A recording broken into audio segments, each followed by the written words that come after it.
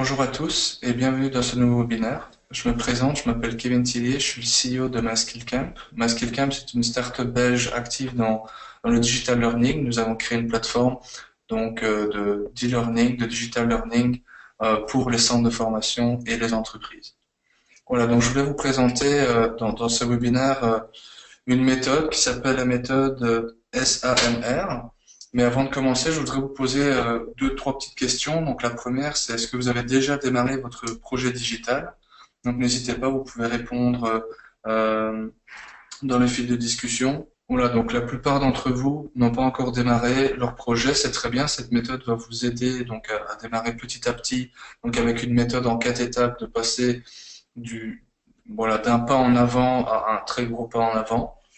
Alors, je pense que la deuxième question qui est, voilà, à quelle étape est-ce que vous vous situez? Bon, vu que la plupart des réponses étaient non, je pense que il faudra donc vous expliquer le tout. Voilà, donc la méthode SAMR, en fait, veut dire le S pour substitution, le A pour augmentation, le M pour modification et le R pour redéfinition. Voilà, donc toutes ces 4 étapes vont constituer une méthode qui va vous permettre de tout doucement passer au digital learning. Donc cette méthode a été inventée par Ruben Fuentedoula et est vraiment très facile à mettre en place pour un début de projet. Donc on va commencer par la première étape qui est la substitution. Et avant tout, je voudrais vous parler, voilà, de manière plus générale, qu'est-ce que le digital learning aujourd'hui, qu'est-ce que c'était hier et qu'est-ce que ce sera demain. Donc le digital learning, il y a jusqu'à l'année dernière, on appelait ça le e-learning, et puis tout à coup, il y a eu le digital marketing, et donc tout est devenu digital, donc on a appelé ça le digital learning, avec des nouvelles méthodes de formation et des méthodes d'apprentissage, comme par exemple le social et le collaborative learning. Euh, Ensuite, les tendances aujourd'hui sur le marché, les tendances de demain, c'est l'exploitation du big data. Donc toutes les données qu'on peut récolter autant sur les besoins en formation des apprenants, mais également sur leur mode et leur cursus d'apprentissage. Donc là, on parle plus d'adaptive learning. Donc l'adaptive learning, c'est récolter assez de données pour que la plateforme ou que les plateformes puissent proposer des parcours d'apprentissage de plus en plus personnalisés en fonction des lacunes de chacun, mais également des données qu'on peut récolter sur le taux de connexion.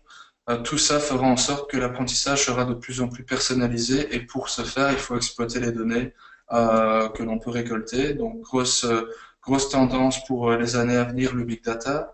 Ensuite, on parle beaucoup de mobile learning. Donc mobile learning, tout ce qui est donc application mobile donc de certaines plateformes qu'on trouve sur le marché. Alors le mobile learning, c'est quelque chose qui est pas simple parce que le mode d'apprentissage est différent. On peut pas avoir le même type de questions qu'on a sur un écran plus grand comme un ordinateur que sur un smartphone.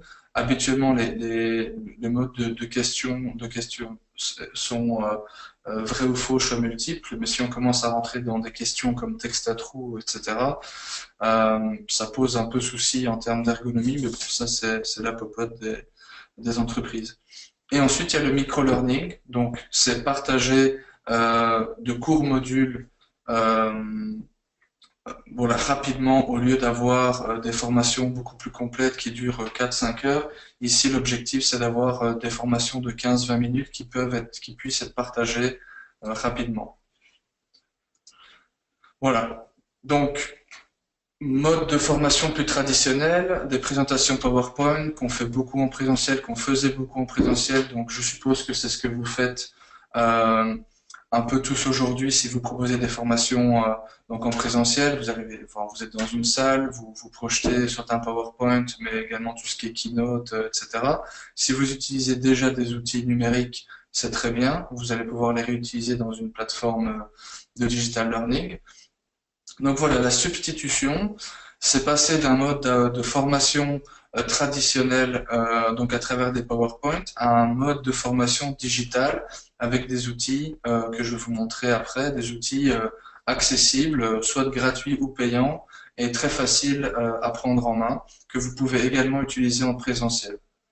Donc vu qu'on parle du présentiel, il y a aussi Donc cette substitution, passer d'un mode de formation traditionnel à travers le présentiel au digital, ça ne veut pas dire qu'on supprime totalement le digital, loin de là, le présentiel, pardon, loin de là. C'est que le digital va venir accompagner le présentiel dans des formations de type blended learning. Par exemple, toute la partie information, toute la partie théorie peut être vue en ligne et non en présentiel pour faire gagner du temps. Et aussi toute la partie pratique et exercice, si elle le permet, peut également être faite en ligne. Je prends par exemple les formations en langue. On peut très bien donner la théorie chez soi. Ensuite, en présentiel, on met en pratique. Et ensuite, on peut retravailler la grammaire, par exemple, chez soi avec une multitude d'exercices sans pour autant être en présentiel. Donc, cette étape est la substitution, c'est l'étape la plus facile et c'est le premier pas en avant que vous pouvez faire, c'est prendre des contenus qui peuvent être digitalisés, qui peuvent être faits en distanciel et le digitaliser avec des outils différents qui existent en ligne. Donc la partie digitalisation, vous prenez le contenu d'un PowerPoint ou d'un Keynote et on va le mettre, on va l'embellir, on va le rendre beaucoup plus interactif avec des outils qui existent en ligne. Donc ces outils, moi je vais vous en présenter 4 aujourd'hui. Donc il y a Prezi, Powtoon, GoAnimate et Genially. Ce que j'utilise en ce moment, c'est Powtoon, donc qui est un outil de présentation interactive, soit en mode je passe au suivant comme un slide, ou alors de type vidéo, et c'est vous qui mettez la durée des slides, et voilà, les apprenants cliquent sur play, puis ils lisent la présentation, ou vous pouvez avoir une présentation plus de type PowerPoint, mais avec plus d'interaction. Il faut savoir que quand vous importez un PowerPoint ou un Keynote sur une plateforme de digital learning, si vous avez mis de l'interaction dedans, l'interaction ne va pas être reproduite, car aucune plateforme de digital learning n'utilise la technologie d'Apple ou de Microsoft. Donc vous pouvez utiliser d'autres outils comme Prezi qui est également un outil de présentation très interactif. Donc c'est une caméra qui bouge sur une page blanche à l'infini, vous mettez tous les designs que vous souhaitez, vous pouvez zoomer, dézoomer. Je vous invite vraiment à aller voir cet outil qui est vraiment très enrichissant. Et vous pouvez également l'utiliser en présentiel sans problème, ça remplace un PowerPoint, il n'y a aucun souci. Donc Powtoon, ça je l'ai expliqué. Powtoon, il y a une version gratuite mais très limitée, il y a une version payante à plus ou moins 40 € par an si ma mémoire est bonne. Ensuite, GoAnimate, c'est un outil de dessin animé, mais vraiment très professionnel. J'utilise souvent GoAnimate quand on fait de la consultance pour des entreprises. Voilà, je les conseille d'aller vers GoAnimate parce qu'une fois que l'apprenant se retrouve face à son ordinateur, il faut qu'il puisse être guidé à travers sa formation. Et GoAnimate permet de guider très facilement à travers des avatars. Donc je vais vous montrer un exemple ici. Je vais passer sur GoAnimate. Malheureusement, il n'y aura pas le son, mais ça vous donne une idée. Donc, on a créé un personnage, et puis là, voilà, il souhaite la bienvenue aux apprenants, et ce personnage va se retrouver dans des mises en situation à travers la formation. Donc, voilà, ici, c'est l'introduction au project management. Ben, il y a certains membres dans la formation. Il va y avoir des réunions avec le project manager. Il va faire des actions qui seront bonnes et mauvaises, et c'est à l'apprenant d'analyser la situation et de donner son feedback et voilà, des retours par rapport à cette mise en scène. Donc c'est vraiment très puissant comme outil. Vous pouvez l'utiliser de manière très simple avec des vidéos très courtes de 15, 20, 30 secondes, 1 minute, et puis des vidéos un peu plus complexes de 5 minutes avec des vraies mises en situation. Les personnages rentrent dans une pièce, se serrent la main. Voilà, ça. On fait quelques formations sur GoAnimate. On en a fait une lors du webinaire, il y a 2 webinaires, mais en 2017, l'objectif sera d'en faire plusieurs pour vous former à tous ces outils qui existent et qui sont vraiment puissants. Voilà. Ensuite, il y a Genially. Genially, c'est le petit dernier. C'est aussi un outil de présentation, sauf qu'il a la particularité d'être adaptatif. Ça veut dire que vous pouvez faire passer vos apprenants d'un slide 1 à un slide 3 sans passer par le slide 2 s'ils ont cliqué sur le bon point d'interaction sur le slide. Donc vous pouvez amener vos points d'interaction, vous pouvez en créer plusieurs. Quand ils cliquent, il y a une vidéo qui apparaît, ou quand ils cliquent, ils sont redirigés sur le slide 3. Vous pouvez créer des arbres et les amener vraiment d'un point A à un point X sans passer par toutes les autres étapes si vous jugez que quand vous avez créé votre présentation, ils ont bien interagi sur celle-ci et donc ils peuvent se permettre de ne pas passer par toutes les étapes qu'un autre apprenant, lui par contre, va devoir suivre. Est-ce qu'ils sont gratuits? Donc, Genially est gratuit, GoAnimate est payant, 39 € par mois. Mais l'avantage, c'est que vous pouvez créer tous vos scénarios en amont. J'accompagne ici une entreprise qui développe des modules et des vidéos sur GoAnimate pour AXA. Et ils ont juste pris la licence pendant 3 mois, le temps de créer toutes les vidéos, et après, voilà, c'est tout. L'accès est mis en pause. Il n'y a pas besoin de s'abonner mensuellement. Powtoon, c'est la même chose. Je pense que c'est 49 € par an, donc c'est beaucoup moins cher que GoAnimate. Et puis Prezi, il y a une version gratuite, mais en utilisant la version gratuite de Prezi, vous allez devoir, vous accepter que vos présentations soient publiques et donc accessibles à tous. Donc si c'est du contenu privé, vous devez payer 4 € par mois. Bon, c'est pas excessif pour une entreprise, donc voilà, ils ont tous une version d'essai. Genially gratuit, Prezi gratuit, Powtoon et GoAnimate, ces deux-là sont payants, mais il y a une version d'essai gratuite. Prezi, Powtoon et Genially sont très faciles à prendre en main. GoAnimate est le plus compliqué parce c'est vraiment une vidéo, donc c'est comme un dessin animé. Je vais vous montrer un exemple par la suite. Faut scénariser, faut créer les personnages, faut créer les décors, même s'il y a déjà des décors mais ils conviennent pas à tout le monde. Ensuite, faut créer les scènes et dans les scènes, faut créer les dialogues. Donc on est vraiment parti dans, dans un, dans un gros travail. Alors après, on passe à l'étape numéro 2, qui est l'augmentation.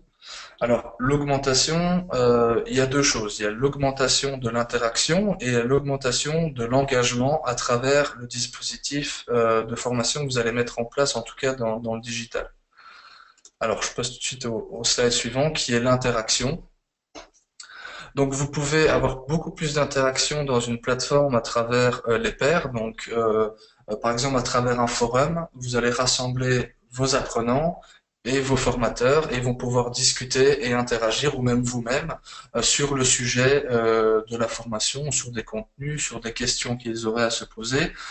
Donc le premier pas, substitution, vous digitalisez les contenus, ça vous permet de déjà diffuser et d'avoir des feedbacks.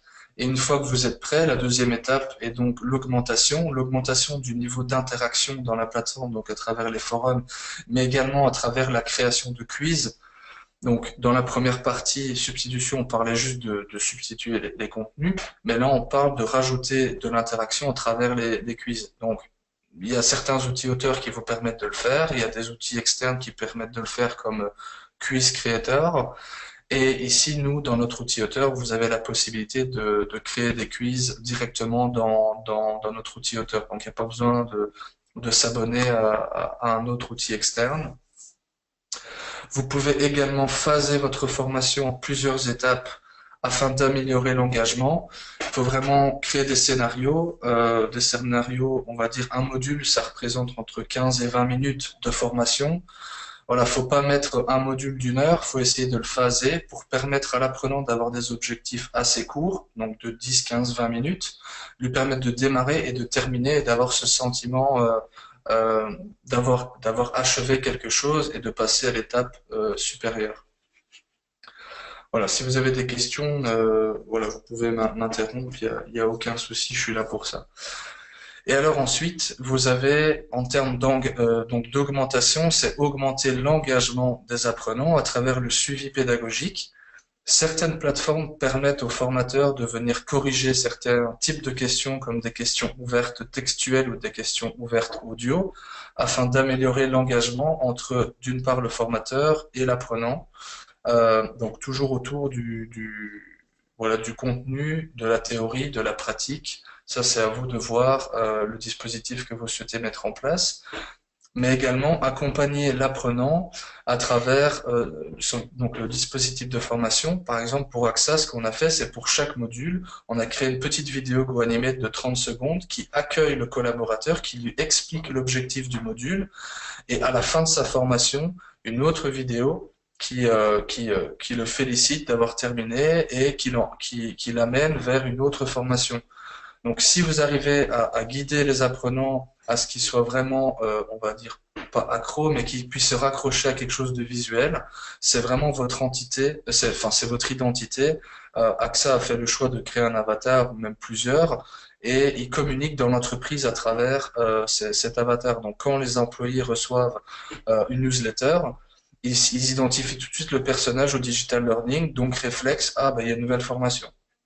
Donc, ils peuvent retourner se connecter et aller suivre la formation. Donc, cette notion de guide est vraiment très, très importante. Voilà, ça permet d'engager l'apprenant plus facilement. Donc, je vais vous montrer une petite vidéo. Malheureusement, il n'y a pas le son, mais je vous montre. Euh,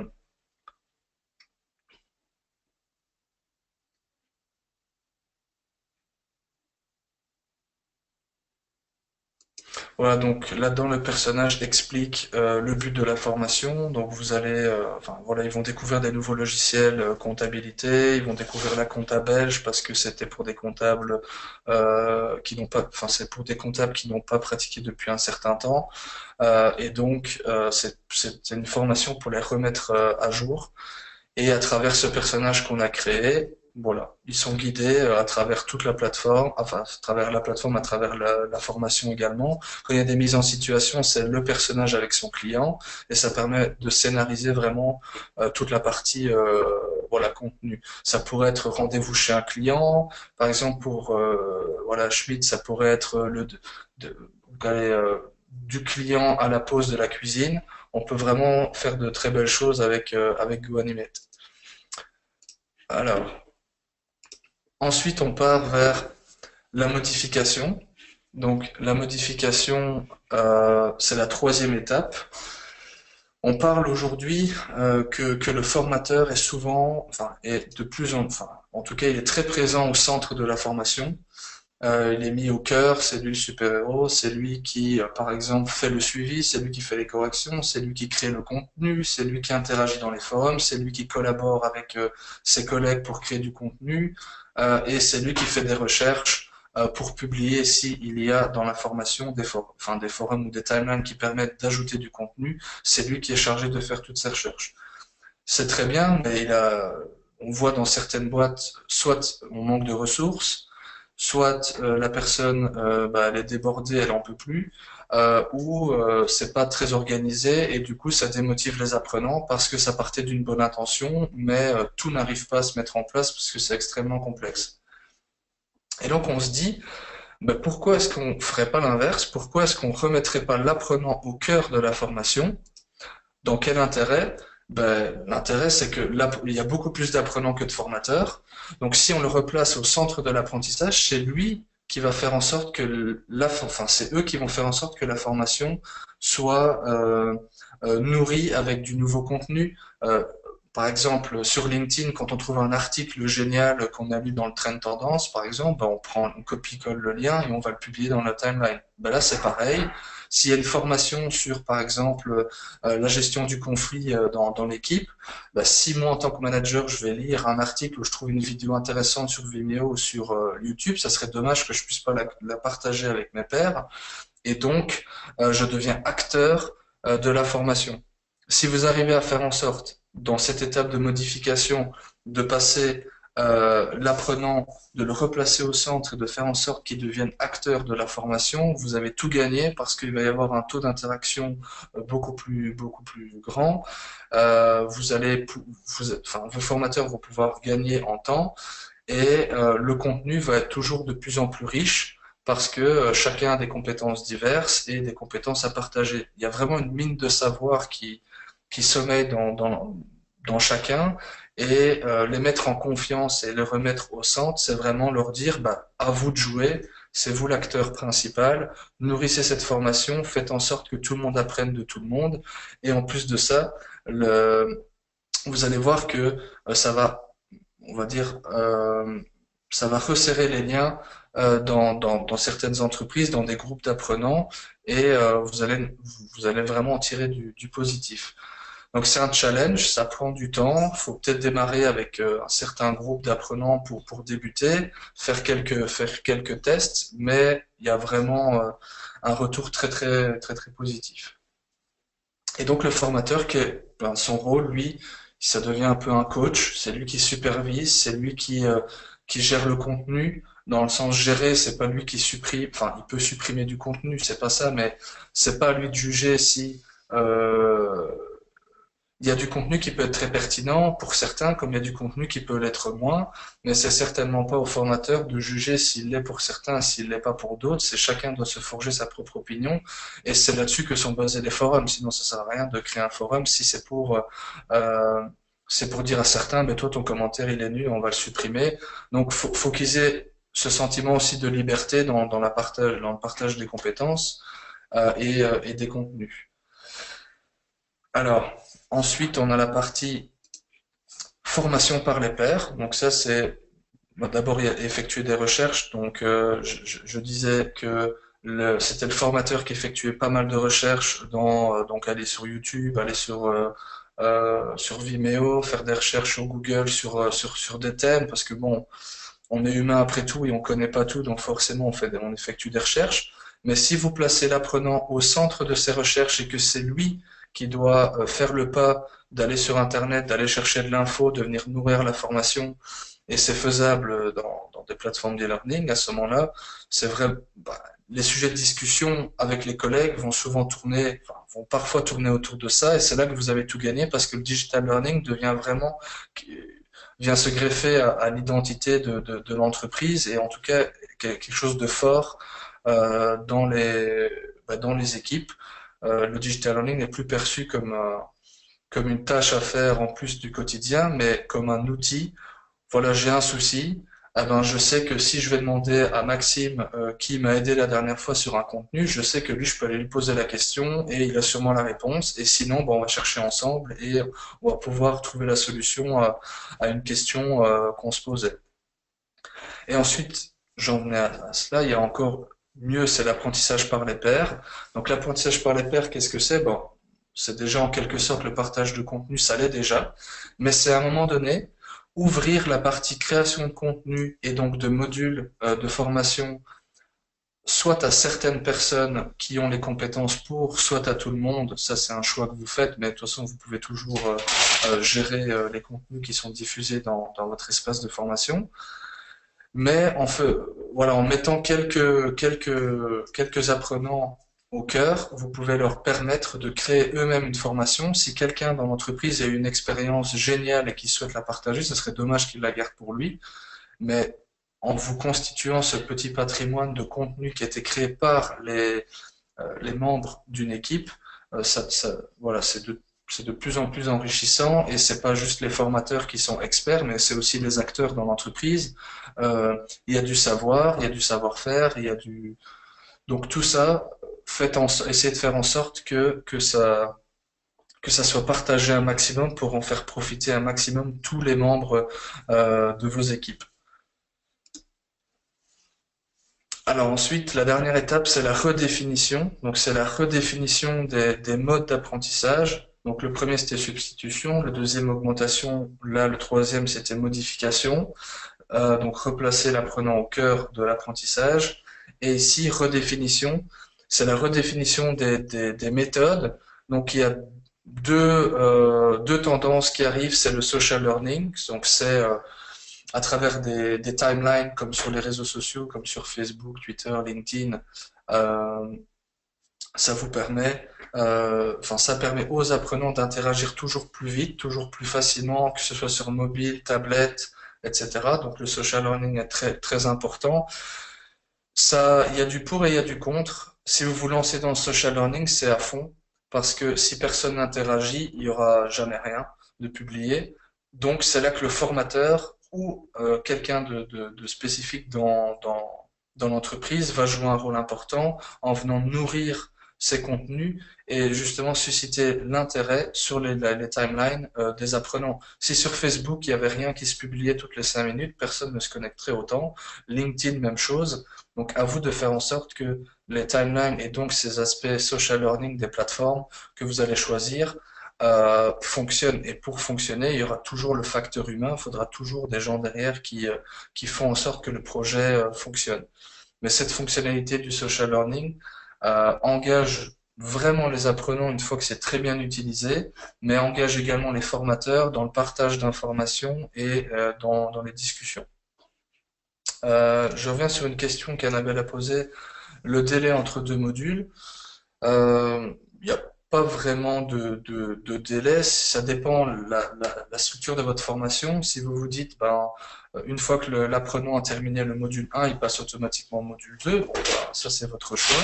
Mais vous pouvez également faire en sorte que, une fois qu'il a terminé le module 1, ils doivent attendre 7 jours avant de faire le module 2 ou attendre qu'il y ait eu une formation en présentiel pour passer au module 2. Donc ça, c'est vous qui allez faire votre parcours de formation.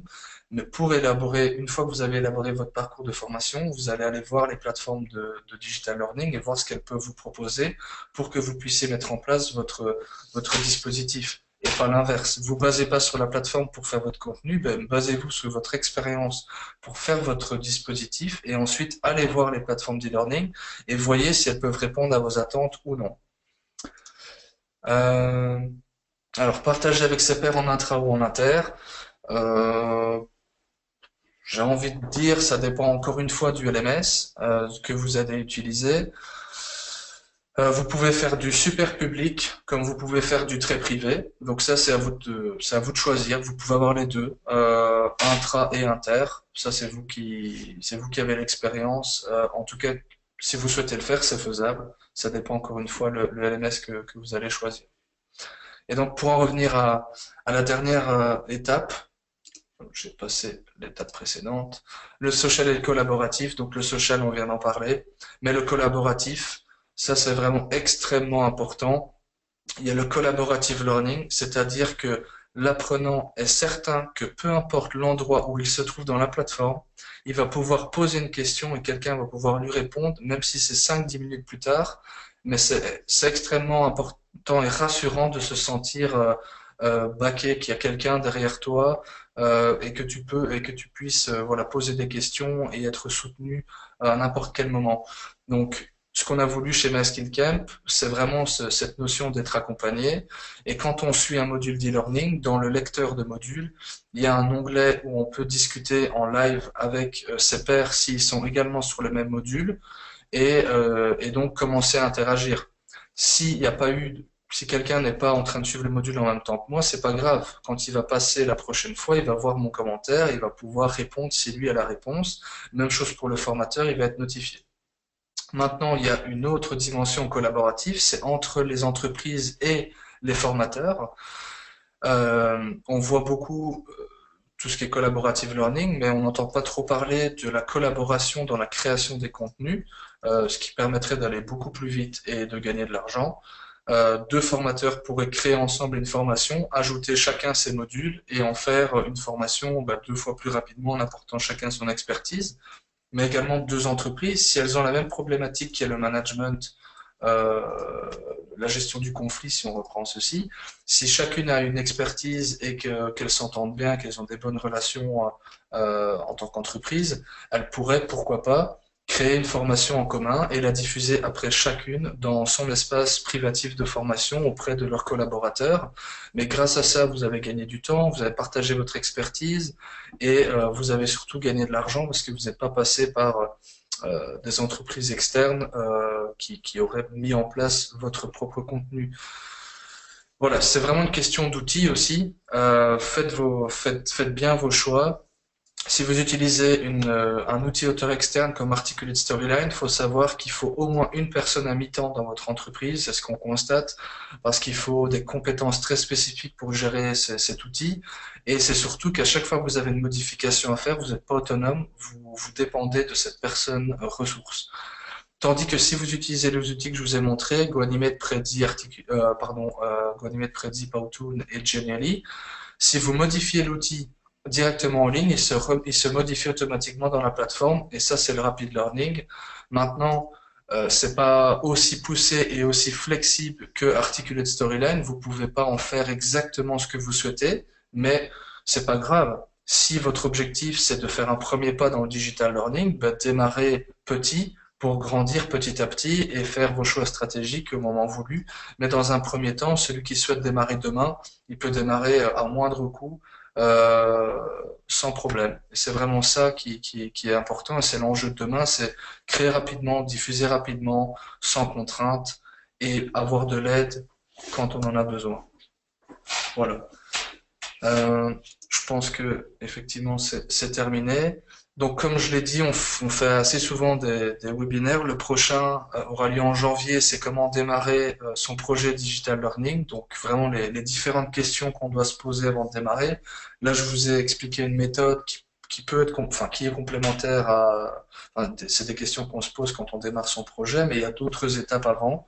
Et ça fera l'objet de notre prochain webinaire. Donc n'hésitez pas à vous inscrire pour celui-ci ou à continuer à interagir avec nous à côté, que ce soit voilà, prendre un rendez-vous, on peut faire un Skype et discuter plus en détail de votre projet.